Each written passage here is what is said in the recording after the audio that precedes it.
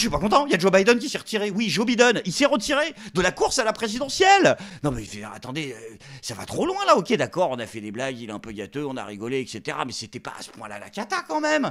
Je veux dire, son dernier discours, c'est plutôt bien passé. And now I want to hand it over to the president of Ukraine, who has as much courage as he has determination. Ladies and gentlemen, President Putin. Ah oui, quand même. Ah putain, non, bah ouais, chaud. Non, mais c'est dur. Au moins, c'est là où on reconnaît les grands humoristes, quoi. Sa dernière boulette, God tier. Tu peux pas faire au-dessus, si tu veux. Si Adolf Hitler, il aurait pu dire. Mais sinon, on va dire, là, franchement, non, il fallait faire quelque chose parce que c'est un petit peu compliqué. Putain, il se retire. Ça va lui faire bizarre à Joe. Hein, bah, quand il va apprendre la nouvelle. Après, c'est courageux. Hein. Même que les médias français, ils ont dit Joe Biden se sacrifie. Ils ont dit pour son pays.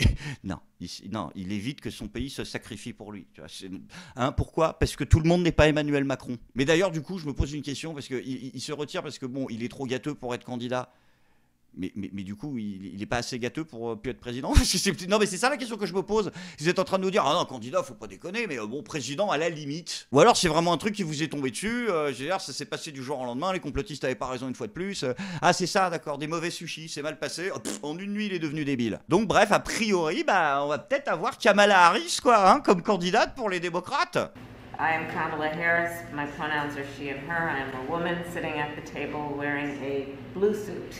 Ah putain, moi je vote tellement pour, mais je suis tellement pour. Ça là, pendant 5 ans, je veux, bien sûr. Moi j'ai hâte de voir la réunion à l'Elysée avec Kamala qui demande à Birgit ses pronoms. Après attention, hein, je me moque pas, c'est bon, ça va. Non mais faut pas rigoler non plus. Je veux dire, enfin la politique c'est quelque chose qui peut toucher les gens et aux États-Unis il y a des gens qui sont vraiment impactés par ce départ de Joe Biden.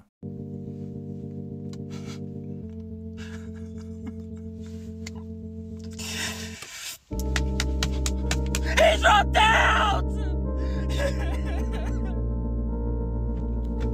He dropped out!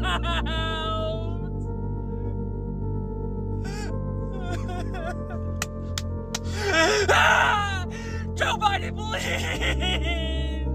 Bah ouais, camarade, je comprends, t'es triste, mais à un moment, je veux dire, fallait que ça s'arrête. On était arrivé à un niveau de malaise 9 sur 10 sur l'échelle Valérie Pécresse. Et en plus, l'échelle, elle a upscale ces derniers jours. Donc, bah si, parce qu'avec les JO, bah Valou, elle s'entraîne.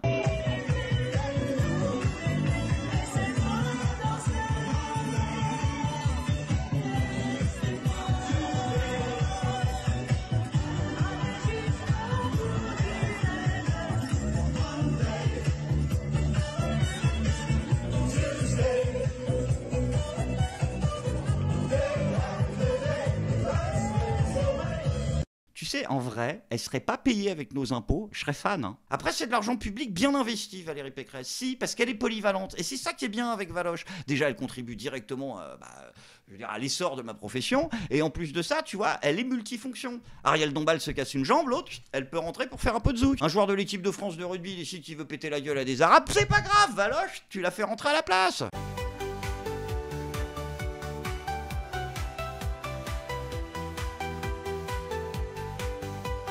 Par contre, Valou, c'est pas pour te faire du mal, mais je crois que tes 3 pas de danse que t'as appris en rallye quand t'avais 17 ans, là, ça va pas être top pour les JO. Hein, bah, ça va très mal aller avec la Corée. Ah bah si, elle est sortie. C'est le tour. 5, 6, 7, 8 encore. Ok, il me vient un doute. C'est bien la Corée des Jeux Olympiques. Non, c'est pas la Corée des Jeux Paralympiques.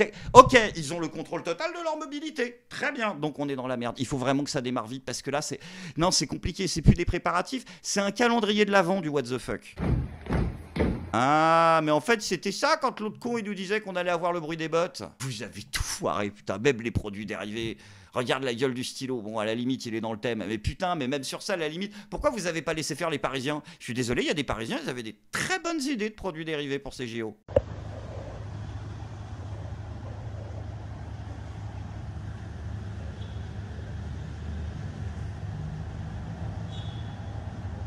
Après, si ça se trouve, ça va bien se passer. Hein. S'il y a un miracle, par exemple, en tout cas, je sais pas s'il y en aura un, mais ils sont allés le chercher. Oui, parce que à l'approche des JO, là, il y a une messe, comme à chaque fois, qui a été célébrée donc à l'église de la Madeleine pour marquer le début de la trêve olympique.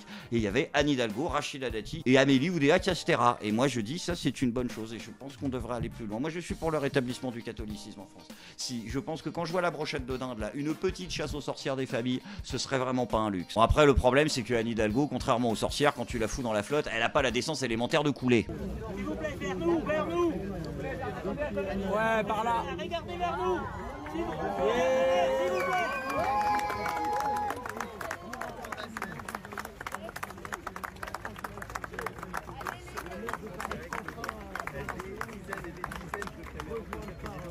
Bah voilà, c'était quand même un minimum. Hein, ah si, c'est normal. Après tout ce que tu nous as fait, Anne, je pense que c'est la moindre des choses d'aller te baigner dans ta merde. Et je vais même te dire, t'aurais pu faire l'effort de plonger.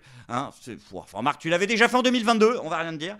Hein, non, pas dans la Seine, je parle des élections. C'est dans 2 heures sur cette barge que vous apercevez sur ces images en direct d'Elisa Cléache que la mer va s'élancer dans la Seine. Déjà hier, il y a eu des opérations de nettoyage du fleuve à cet endroit. Puis il y a eu d'autres opérations de nettoyage tout autour. On est arrivé assez tôt avec Elisa ce matin et on a pu voir pas mal d'employés municipaux en train de tout laver aux alentours, de tout nettoyer. Ah dis donc, il n'y a pas à dire, hein, quand elle se déplace quelque part, Anne Hidalgo, elle fait tout nettoyer. À la limite, on devrait tous lui céder le bail, tu sais, comme ça, c'est chez elle, et peut-être qu'un jour, ça deviendrait propre. Après, je vais pas la critiquer, je fais la même chose, hein. Je veux dire, quand il y a un événement important, genre ma copine qui arrive, bon, je fais un coup de ménage. Inutile de te dire qu'au départ, c'est pas mon truc. Mais en fait, ça peut bien se passer. Et comme avec Anne Hidalgo, le secret, c'est de pas aller trop fouiller dans les coins. Vous êtes des centaines à nous avoir demandé d'aller tester la pêche à l'aimant dans la Seine avant les JO. On a suivi vos conseils et vous n'allez pas croire tout ce qu'on a trouvé. Ah, on n'est pas au pied de la Tour Eiffel, mais pas loin. On a eu une première prise qui, pour le coup, ne va étonner personne.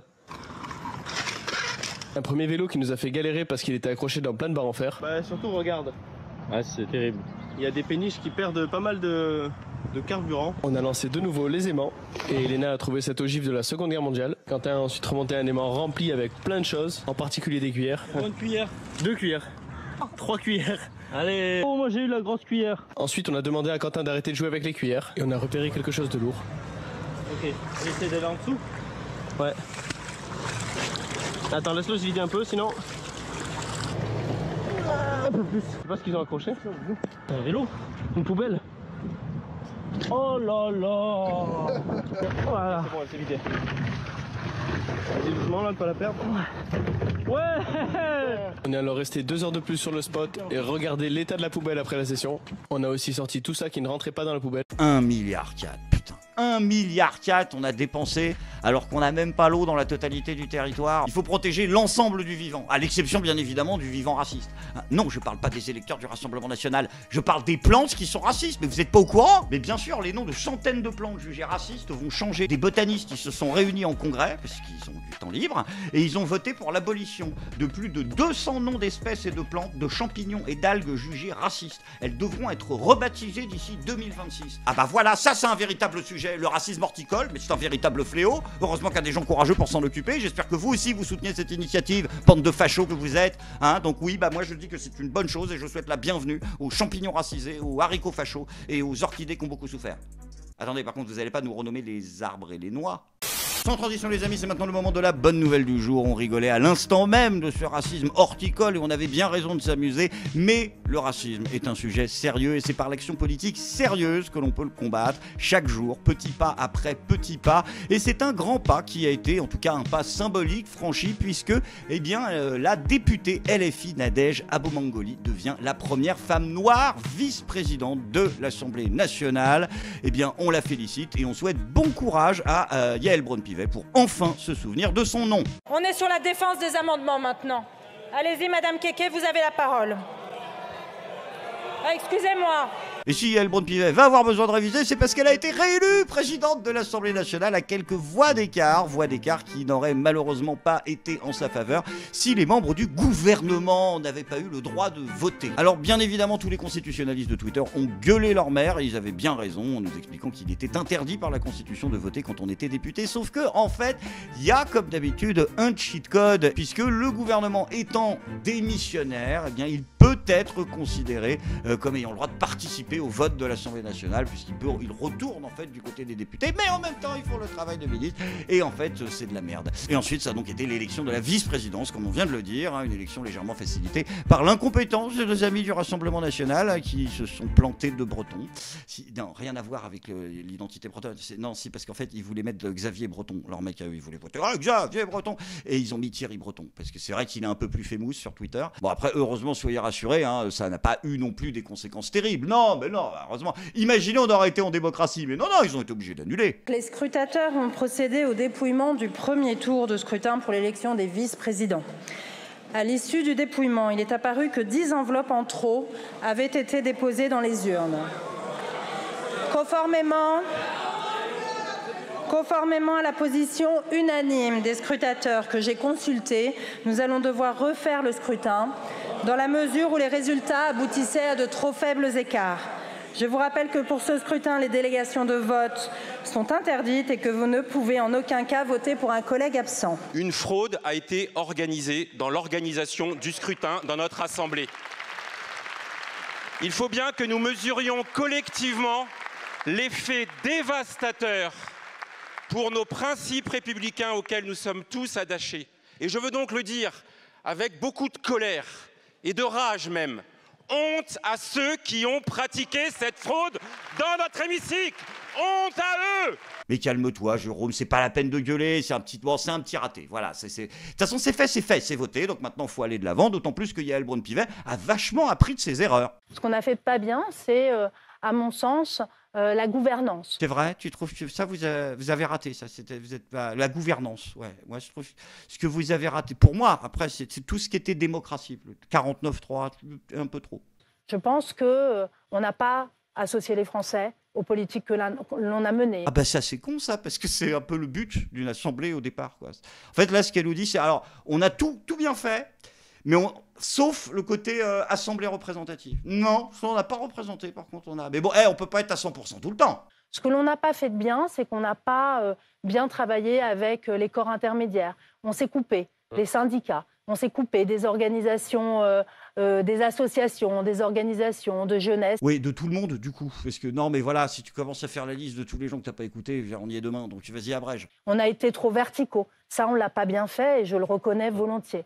Ce qu'on n'a pas fait de bien, c'est qu'on n'a pas été suffisamment dans le renouveau démocratique. Oh putain, non, la novlangue, j'en peux plus. Non, mais on s'en fout. Voilà, on vous a jamais demandé d'être dans le renouveau démocratique, ça veut rien dire.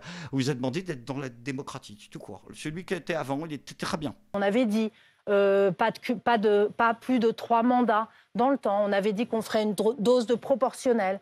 On avait dit qu'on rééquilibrerait les pouvoirs. Oui, on avait dit qu'on partirait en vacances.